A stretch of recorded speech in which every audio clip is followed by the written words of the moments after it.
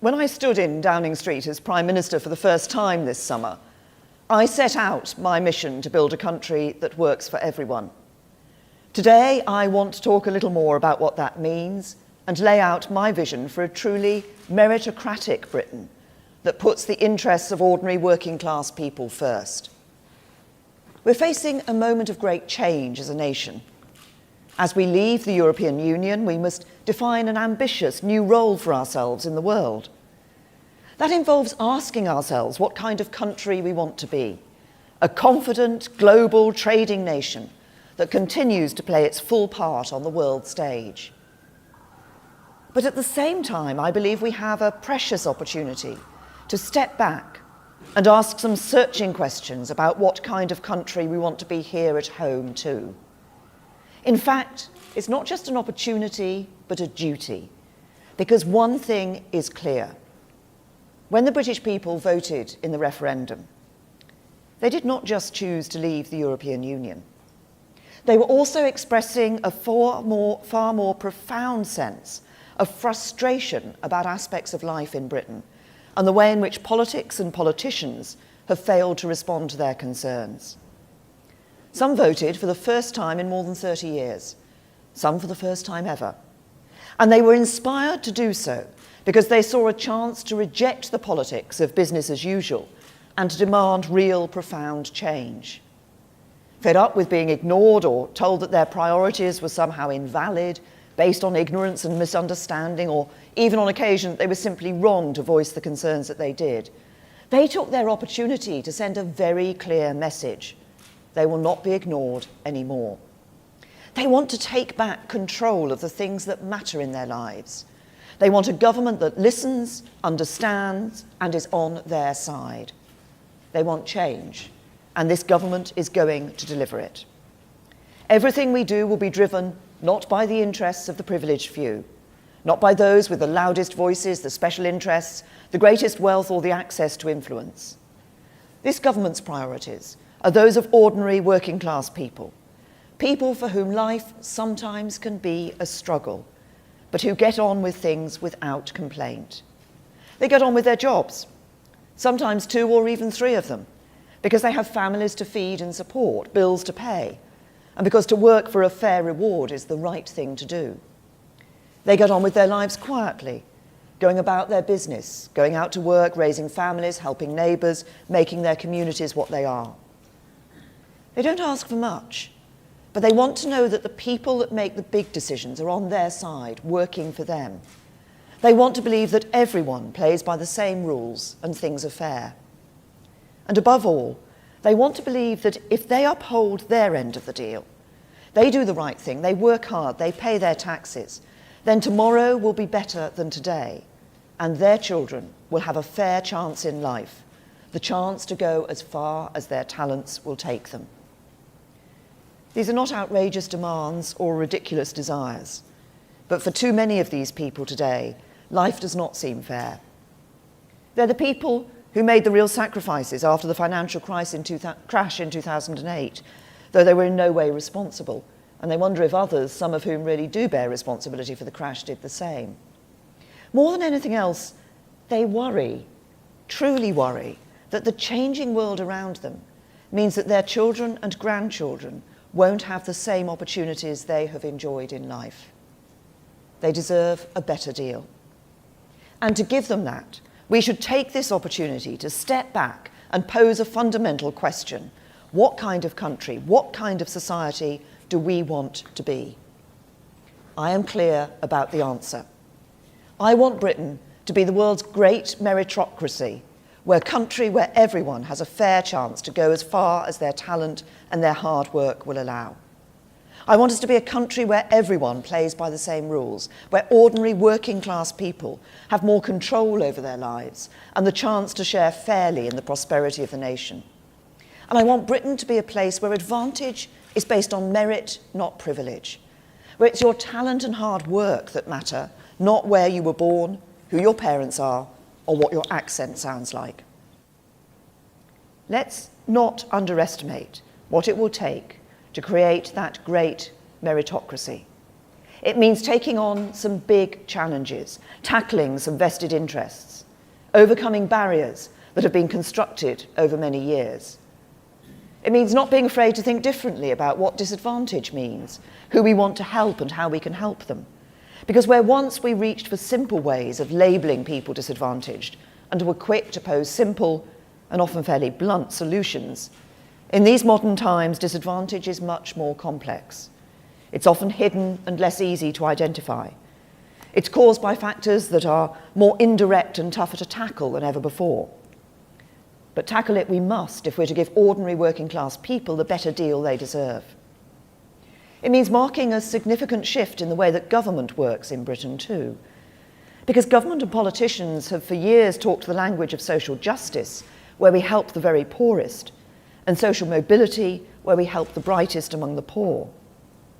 But to make Britain a great meritocracy, we must move beyond this agenda and deliver real social reform across every layer of society, so that those whom the system would currently miss, those just above the threshold for help today, yet those who are by no means rich or well off, are given the help they need. It means putting government firmly on the side of not only the poorest in our society, important though that is and will remain, but also of those in Britain who are working hard but just about managing. It means helping to make their lives a little easier, giving them greater control over the issues they care about most. This is the change we need. It will mean changing some of the philosophy underpinning how government thinks and acts. It will mean recalibrating how we approach policy development to ensure that everything we do as government helps to give a fair chance to those who are just getting by, while still helping those who are even more disadvantaged. I don't pretend that this change will be easy. Change rarely is. But this is the change we need if we are to make Britain the great meritocracy I want it to be. Over the coming weeks and months, the government will set out an ambitious programme of economic and social reform that will help us make this change and build a true meritocracy in our country. But there is no more important place to start than education. Because if the central concern ordinary working class people have is that their children will not enjoy the same opportunities they have had in life, we need to ensure that there is good school place for every child and education provision that caters to the individual needs and abilities of every pupil. We start from a position of strength. This government has a proud record of school reform. We've opened up the system, introducing a real diversity of provision. We have schools where teachers and head teachers are free to make the decisions that are best for them. And through successful policies such as a renewed focus on learning the basics of reading in primary schools and initiatives to help young people pursue a strong academic core of subjects at secondary level, we're ensuring that every child has the opportunity to develop the core knowledge that underpins everything else. We have put control in the hands of parents and head teachers and encourage people from all walks of life who are passionate about education to bring their best ideas and innovations to our school system. The academies and free schools movement, overseen by pioneers such as Andrew Adonis and Michael Gove, have been a huge success and begun to build an education system fit for the future. As a result, there are more good or outstanding schools today than ever before in our country. And there are now more than 1.4 million more pupils in schools rated good or outstanding than in 2010. Our curriculum reforms mean that the proportion of pupils taking core academic subjects at GCSE is up by almost 4/5. We are driving up school standards to match the best international comparisons, with a record number of pupils securing a place at one of our world-class universities this summer. We can be proud of these achievements, but there is still a long way to go. Because for too many children, a good school remains out of reach. There are still 1.25 million attending primary and secondary schools in England, which are rated by Ofsted as requiring improvement or inadequate. If schools across the North and Midlands had the same average standards as those in the South, nearly 200,000 more children would be attending good schools. Let's be honest about what these statistics mean. They mean that for far too many children in Britain, the chance they have in life is determined by where they live or how much money their parents have. And they mean that for far too many ordinary working class people, no matter how hard they work, how many hours they put in or how many sacrifices they make, they cannot be confident that their children will get the chances they deserve. For when you're working 2 jobs and struggling to make ends meet, it's no good being told that you can choose a better school for your children if you move to a different area or pay to go private. Those aren't choices that you can make, and they are not choices that you should have to make. So we need to go further, building on and extending our reforms so that we can truly say that there will be a good school place for every child and one that caters to their individual needs. But as we do it, we also need to change our philosophy and approach, because at the moment the school system works if you're well off and can buy your way into the school you want, and it provides extra help and support if you're from a disadvantaged family. If you're eligible for free school meals and your parents earn less than £16,000 a year, then there is extra help on offer. That is good and right. And as long as I'm Prime Minister, the pupil premium for the poorest children will remain. But the free school meals measure only captures a relatively small number of pupils whose parents are on income-related benefits. If we're going to make the change we need and build a great meritocracy in Britain, we need to broaden our perspective and do more for the hidden disadvantaged children whose parents are on modest incomes, who do not qualify for such benefits, but who are nevertheless still only just getting by. If you're earning £19,000, £20,000, £21,000 a year, you're not rich, you're not well off, and you should know you have our support too. At the moment, there is no way to differentiate between the school experience of children from those families and those from the wealthiest 10%. Policy has been skewed by the focus only on those in receipt of free school meals, where the reality is that there are thousands of children from ordinary working class families who are being let down by the lack of available good school places. Putting this right means finding a way to identify these children and measuring their attainment and progress within the school system. That work is underway and is central to my vision of a school system that truly works for everyone. But we must also deliver a radical increase in the capacity of the school system so that these families can be sure of their children getting good school places. And this is really important, because I don't just want to see more school places, but more good school places. And I don't just want to see more new schools, but more good new schools that each in their way contribute to our diversity of provision, that caters to the needs and abilities of each individual child, whoever they are and wherever they're from. Every child should be given the opportunity to develop the crucial academic core, and thanks to our reforms, that is increasingly the case. But people understand that every child is different too, with different talents, different interests, different dreams. To help them realise their potential and achieve those dreams, we need a school system with the capacity and capability to respond to what they need. So as we radically expand the number of good school places available to all families, not just those who can afford to buy an expensive house, pay for an expensive private school, or fund the extra tuition their child needs to succeed, I want to encourage more people, schools and institutions with something to offer to come forward and help. In the last 6 years, we've seen individuals and communities put staggering amounts of time and effort into setting up good new schools. Some of the best state schools, charities, universities, private schools and businesses have stepped forward to get involved. And increasingly, the best state schools are sponsoring the least good. This has been a revolution in our school system.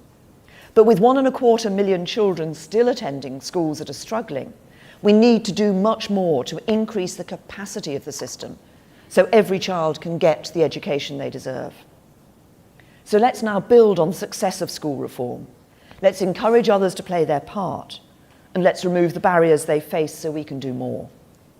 Let's sweep away those barriers and encourage more people to join us in the task of delivering a good school place for every child.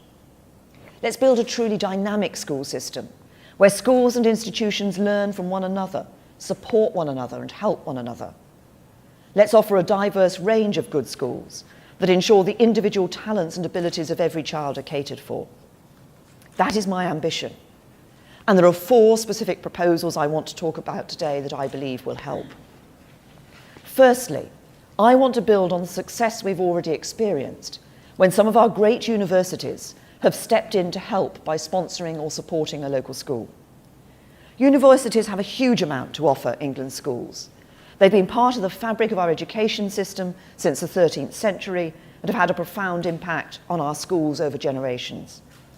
Recently, we've seen the University of Cambridge establish the University of Cambridge Primary School, and the University of Birmingham open an impressive new free school for secondary school pupils and sixth formers.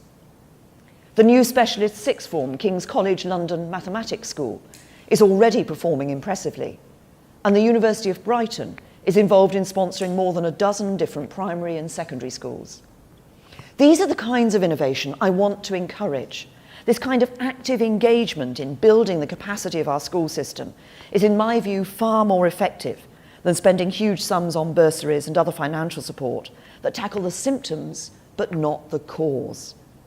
The right for a university to charge the higher level of tuition fee has always been dependent on their ability to fulfil specified access requirements. And this year, in fulfilling these requirements, they're expected to spend over £400 million on bursaries and other forms of financial support for students. Yet the evidence is clear. It is the attainment of pupils at school that is the overriding factor in predicting access to university.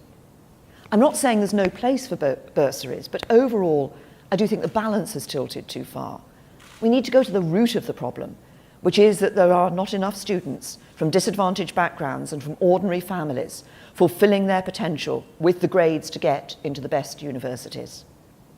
So I want our universities to do more to help us to improve the quality of schools so that more students of all backgrounds have the grades, the subjects, and the confidence to apply to top universities and to be successful in their exams in the first place. So the government will reform university fair access requirements and say that universities should actively strengthen state school attainment by sponsoring a state school or setting up a new free school.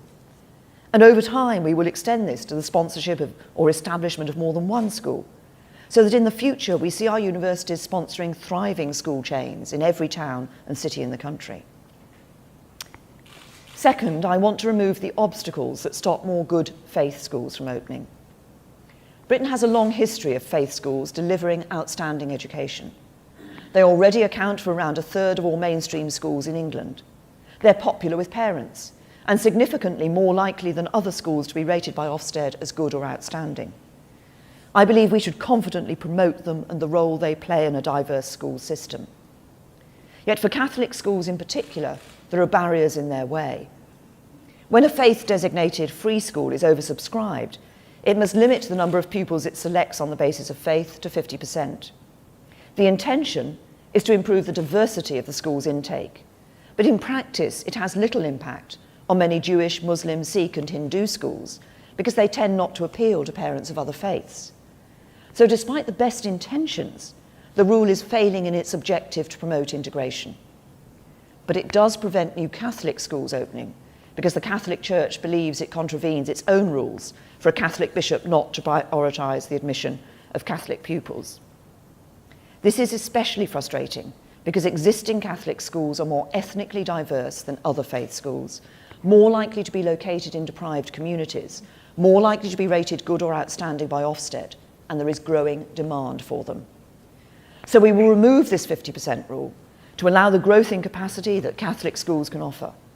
Instead, we will consult on a new set of much more effective requirements to ensure that faith schools are properly inclusive and make sure their pupils mix with children of other faiths and backgrounds.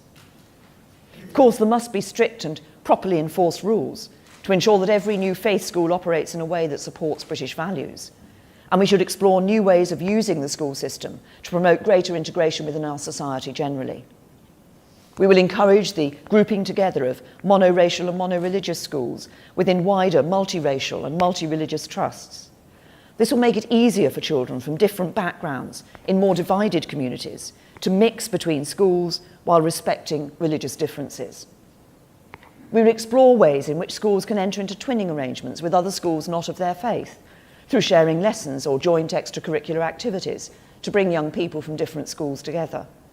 And we will consult on the idea of placing an independent member or director who is of a different faith or no faith at all on the governing body of new faith schools. We will also explore new requirements for new faith schools to prove that parents of other faiths would be happy to send their children to the school through a proper process of consultation. But fundamentally, I believe it is wrong to deny families the opportunity to send their children to a school that reflects their religious values, if that's what they choose. And it's right to encourage faith communities, especially those with a proven record of success like the Catholics, to play their full part in building the capacity of our schools. Third, I want to encourage some of our biggest independent schools to bring their knowledge, expertise and resources to bear to help improve the quality and capacity of schools for those who cannot afford to pay. This is entirely in keeping with the ethos that lies at the heart of many of these institutions. Most of the major public schools started out as the route by which poor boys could reach the professions. The nature of their intake may have changed today. Indeed, these schools have become more and more divorced from normal life. Between 2010 and 2015, their fees rose 4 times faster than average earnings growth, while the percentage of their pupils who come from overseas has gone up by 33% since 2008. But I know that their commitment to giving something back to the wider community remains. These are great schools with a lot to offer, and I certainly don't believe you solve the divide between the rich and the rest by abolishing or demolishing them. You do it by extending their reach and asking them to do more as a condition of their privileged position to help all children. Through their charitable status, private schools collectively reduce their tax bills by millions every year. And I want to consult on how we can amend Charity Commission guidance for independent schools to enact a tougher test on the amount of public benefit required to maintain charitable status. It's important to state that this will be proportionate to the size and scale of the school in question. Not every school is an Eton or a Harrow. Many public schools are nowhere near that size. Smaller independent schools, who do not have the capacity to take on full sponsorship of a local state school, will be asked to provide more limited help, such as direct school-to-school support where appropriate. This could include supporting teaching in minority subjects, such as further maths or classics, which state schools often struggle to make viable. It could include ensuring that senior leaders become directors of multi-academy trusts, providing greater access to their facilities, and providing sixth form scholarships to a proportion of pupils in Year 11 at each local school. But for those with the capacity and ability and capability, we will ask them to go further and actually sponsor or set up a new government-funded school in the state sector and take responsibility for running it and ensuring its success. Alternatively, we will ask them to fund a number of places at their own school themselves for those from modest backgrounds who cannot afford to pay the fees. We know this can work. For example, Westminster School is the key partner in sponsoring Harris Westminster Sixth Form, where students at the free school share the facilities and teaching expertise of Westminster School. In my own constituency, Eton College sponsors Holyport College, offering Holyport pupils access to its sports facilities and the chance to join its educational activities. And before it became a state-funded academy, Belvedere School in Liverpool worked with the Sutton Trust to create an open access scheme where places were awarded purely on the basis of academic merit, and parents were then asked to pay on a sliding scale of fees, fairly tailored according to their means. I want all independent schools with the appropriate capacity and capability to take these kinds of steps. I want them to play a major role in creating more good school places for children from ordinary working families, because this government is about a Britain that works for everyone, not just a privileged few. There is one final area where we have placed obstacles in the way of good new schools, obstacles that I believe we need to take away. The debate over selective schools has raged for years, but the only places it has got us to is a place where selection exists if you're wealthy, if you can afford to go private, but doesn't exist if you're not. We're effectively saying to poorer and some of the most disadvantaged children in our country that they can't have the kind of education their richer counterparts can enjoy. What is just about that? Where is the meritocracy in a system that advantages the privileged few over the many? How can a meritocratic Britain let this situation stand? Politicians, many of whom benefited from the very kind of education they now seek to deny to others, have for years put their own dogma and ideology before the interests and concerns of ordinary people. For we know that grammar schools are hugely popular with parents. We know they are good for the pupils that attend them.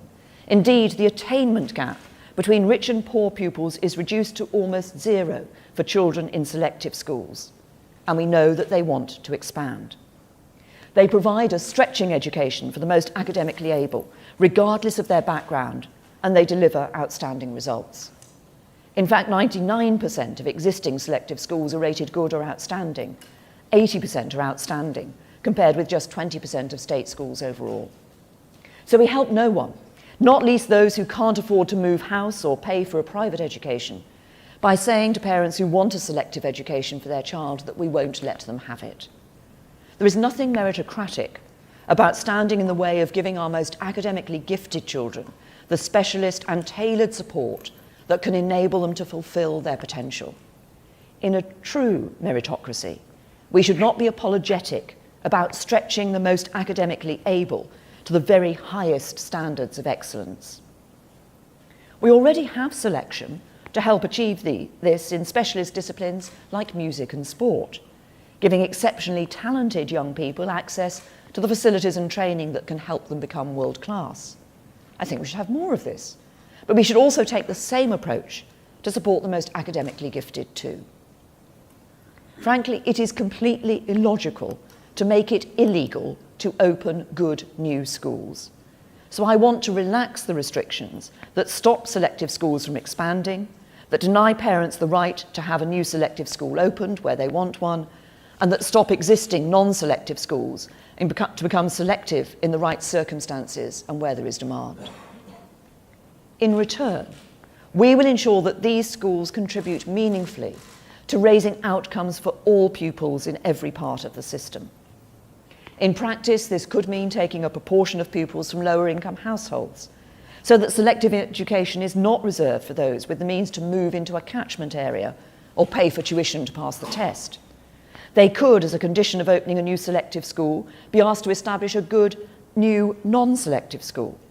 Others may be asked to establish a primary feeder school in an area with a high density of lower income households to widen access.